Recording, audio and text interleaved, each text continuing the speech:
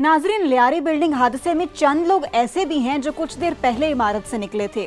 इन दुखनाक वाक़े में बच जाने वाले खुशनसीब मलबे तले दबे अफराद के लिए फिक्रमंद हैं। इलाका मकीन कहते हैं इमारत काफ़ी अरसे से मखदूश हालत में थी। उनकी जानिब से मजीद क्या कहा गया, आपको सुनवाते हैं।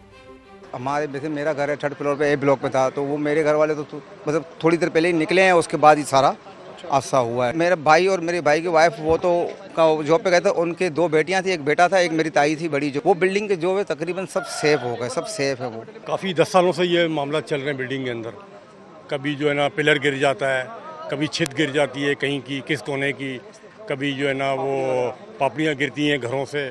ये तो 10 साल से चल रहा है मामला। और फ्लैट भी सारे फुल भरे हुए फ्लैट, ऐसा नहीं कि मियाँ बीवी 2 बच्चे हैं, नहीं 2 फ्लैट है तो 2 भाई, उनके 4 बच्चे, माँ बाप, मतलब एक फ्लैट के अंदर 10-12 लोग रहते थे। सिंध असम्बली में अपोजिशन लीडर अली खुर्शीदी ने हादसे की जिम्मेदारी सिंध हुकूमत पर डाल दी। कहा कि हालिया हादसा और माजी में होने वाले तमाम हादसात की जिम्मेदार सिंध हुकूमत है। सदर आसिफ अली जरदारी और chairman Peoples Party Bilawal Bhutto Zardari building हादसे की मजम्मत ना करें, जिम्मेदार अफसरान की मरम्मत करें। सूबे में 17 साल से पीपल्स पार्टी की हुकूमत क्या कर रही है? कराची को भी माफियाज के रहमो करम पर छोड़ दिया गया है।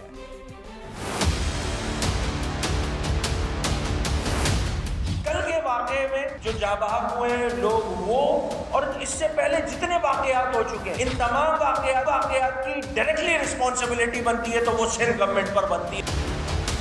कल वजीर मौसूम ये प्रेस कॉन्फ्रेंस में इरशाद फरमा रहे थे कि जी हम कब कह रहे हैं कि SBCA में करप्ट अफसरान नहीं है, तो भाई पिछले 17 सालों से किसके पास है ये जिम्मेदारी कि उस इदारे को ठीक करें।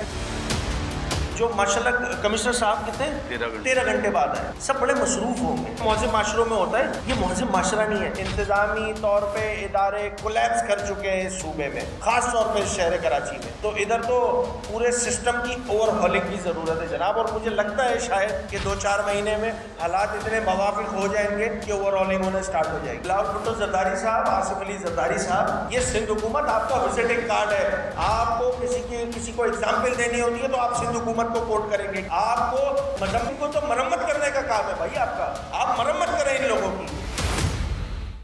सिंध हुकूमत की तर्जुमान सादिया जावेद का अपोजिशन लीडर अली खुर्शीदी की प्रेस कॉन्फ्रेंस पर रद्द अमल। कहा SBCA और दीगर इदारों में सिस्टम आज भी MQM के मातहत है। MQM मगरमच्छ के आंसू बहाकर हमदर्दियां समेटना चाहती है। तर्जुमान सिंध हुकूमत का मजीद कहना था कराची में भत्ता और गैर कानूनी तामीरात की बानी MQM है। सन 2000 से कराची में गैर कानूनी पोर्शंस की तामीरात का आगाज हुआ। MQM के सेक्टर और यूनिट के जरिए गैर कानूनी तामीरात कराई गई।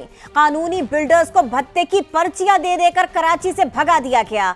सादिया जावेद ने कहा MQM क्यों भूल जाती है कि चाइना कटिंग शुरू करने वाली जमात भी वही है।